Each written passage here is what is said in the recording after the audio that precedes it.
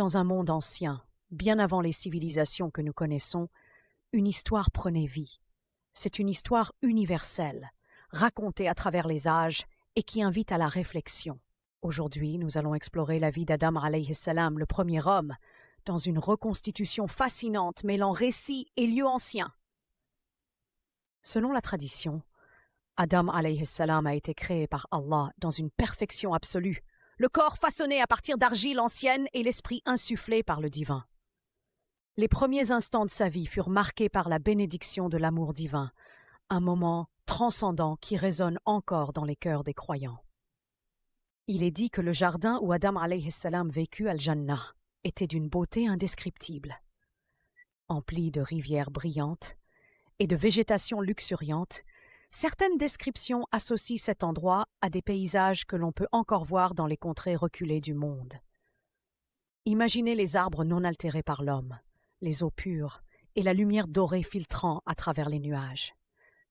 Ces lieux rappellent la pureté originelle avec laquelle tout a commencé, mais la paix fut troublée. Le fameux récit de Shaitan se glisse dans cette histoire. Sous l'apparence de la tromperie, Shaitan incita Adam alayhi salam et Hawa alayhi salam à manger du fruit interdit. Ce moment décisif de l'histoire humaine est souvent représenté à travers des fresques anciennes et des sites historiques qui reflètent la dualité entre innocence et transgression. Lorsque Adam alayhi salam fut envoyé sur terre, les lieux témoignent de ses premiers pas. Traditionnellement, certains récits parlent de ses errances près des montagnes du Sri Lanka après son atterrissage à proximité d'Adam's Peak. Le sommet, marqué par une gigantesque empreinte, est considéré par certains comme une trace laissée par le premier homme.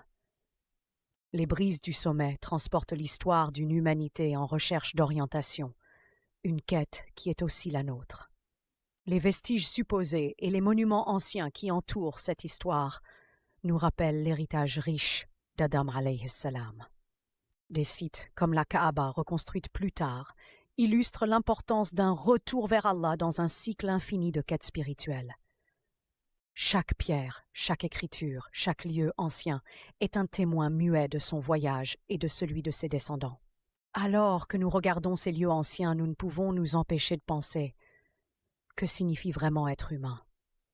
Tout comme Adam alayhi salam a trouvé le pardon divin et a tracé un chemin pour ses enfants, nous aussi avons la capacité de revenir vers notre nature véritable, de chercher la lumière dans l'obscurité.